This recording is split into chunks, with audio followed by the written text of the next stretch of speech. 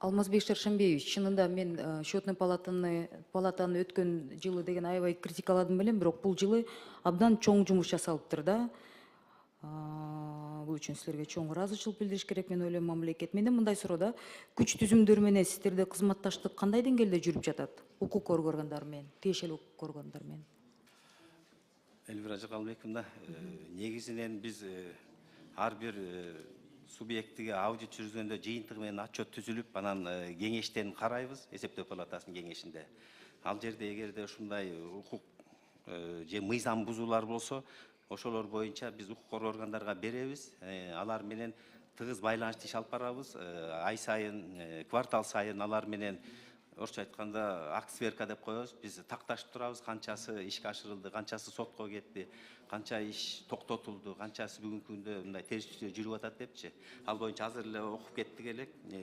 24-жылы негизинен 9,7 миллиард сомго 119 материал жөнөтүлгөн. Прокуратура органдарына 4,4 миллиард сомго 73 материал, улуттук коопсуздук органдарына 5,2 миллиард сомго 41 материал, ички иштер органдарына 110,4 миң сомго 3 материал жөнөтүлгөн. Бул боюнча азыр айтып кеттик, иштер жүрүп турат, биз такташып турабыз өзүнүн отчеттук. Мен бул суроону эмнеге берип атам? Мына отчетуңарда деген 107 материал укук коргоо органдарына жөнөтүлүптүр, 3,6 миллиард сом дейт. Анын ичинде 28 боюнча гана иш козголуп, бирок сотко чейин 6 гана иш жетиптир да. Бул эмнеге? Кимдер начар иштеп атасыздар деген эле бир суроо да. Жооп берсе жакшы болот эле, кандай кээ бир иш чаралар токтотулат, кээ бир мындай иликтөө издери дагы аябай созулат да, ошолор боюнча. Бирок бул тынымсыз жүргөн иште бүгүнкү бул көрсөткүч эртең өзгөрүшү мүмкүн. Мен таң калганым анткени деген эми ар дайым ишкерлерге болуш келесиңер деп мага да таарынышат, бирок чынында деген мамлекетти тоногондо, мамлекеттин мүлкүн, мамлекеттик кызмат менен жамынып алып, ушундай 3,6 миллиард уурдалса, сотко чейин бунун канча проценти? 6 эле иш боюнча сот болуптур жыйынтыгы да. Ишкерлер болсо, жетеги блогерлер болсо дароо эле камалып атпайбы? Бул кандайча? Укук коргоо органдар биякта отурасыздар, УКМКнын өкүлдөрү да отурат. Мен ушу жетекчилерине кайрылат элем да, эл арасында ишеним оңой менен келбейт да. Анан келгенде сөз менен гана эмес, чынында мамлекеттик кызматтын чоң позициялары менен жамынып алып, анан ушинтип счетный палата жакшы жумуш, чынында жакшы жумуш да. Цифраларды карап келсек, кандай болуп атат деп эметсек, аягында деген бирок жоопкерчиликке келгенде 6 эле иш козголуптур да. 6 эле иш боюнча, 28 иш боюнча укук коргоо органдары иш козготтур. Бирок 6 боюнча гана сотко чейин жетиптир да. Ушул нерселерди мен ойлойм, буну кийин палатадан да укук коргоо органына кайрылат элем. Дагы менде мындай суроо да, 1 миллиард сом кыргыз алтында 1 кечиресиз, майда жазылыптыр. 1 миллиардтан ашык сом мыйзам бузуу болуптур да. Бирок бул купуя. Жогорку кеңеш кантип буну көзөмөлгө ала алат? Сиз четинен чыгап бере аласызбы? Кат жүзүндө алып келип көргөзүп бересиздер, сураныч да, анткени буну эл билиш керек да. Эмне болуп атат? Бул чоң ири сумма болуп атпайбы? Андан тышкары эң ири мыйзам бузуу учурлары 4 кечиресиз 5 миллиардка жакын, 5 миллиард сомго жакын экен да. Бул өткөн жылда эле ошондой болуптур. Бишкек шаарынын мэриясына тиешелүү экен да. Бул жерде жер участкалары боюнча ижара келишимин 65% ашып бүтүлбөптүр, төлөмдөр өндүрүлбөй келет дейт. Анан ичинде да бир топ мыйзам бузуулар болуптур. Ошол боюнча таарык айтып бересиздерби? Мэрия боюнча, Бишкек шаар мэриясы. Бишкек шаар мэриясында өзүңүздөр жакшы билесиздер, турак жай куруучулар жерди алып, үйдү салганда, ошол үй сатылып баштаганда 17%га чейинки аянтчасын мэрияга өткөзүп бериш керек. Ал эми ошол 17% баягы гарант болуп турганда, булар уже курулушчулар жанагы салынган үйлөрдүн жерин базар баасында сатып алыш керек мэриядан.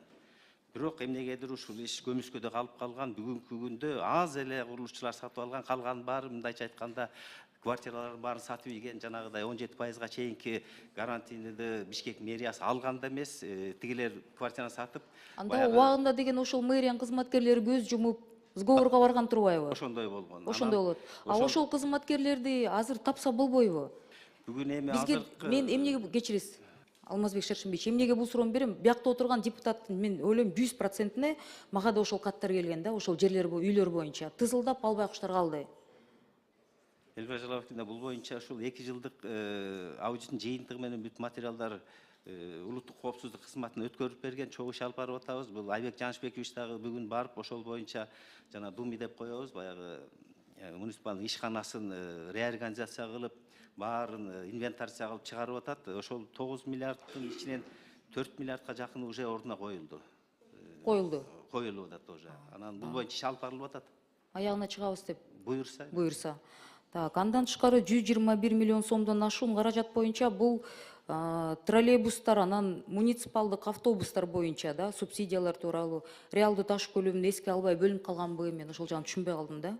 Бул боюнча Бул системдүү түрдө системный нарушение болуп атабы? Льготный биздин жүргүнчүлөр бар да, пенсионерлер бар, ошолордун так эсебин албастан эле ашыкча акча мэриядан субсидия берип коет, ушу троллейбус башкармалыгына, анан Бишкектин пассажирский автобазага. Транспорт департаменти бул жерде. Анан биз айтабыз, муну эмне так санап бербейсиңерби деп, анан как бирок ашып калган каражаттарын кайра мэрияга кайрылганга биз сунуштарды беребиз.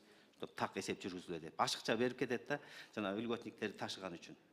Анан тиги завышение объем строительства боюнча 20 миллионов деп жазылды, же мен сумманы туура эмес көрүп алдымбы? Бул жерде азыр эле окуп кеттик элек. Негизи бүт ушул капиталдык салымдар боюнча 1,5 миллиардка жакын 1,5 миллиардка. Ошо мен түшүнбөй алдым да суммалар. Республика боюнча ал жерде көп ишканаларда.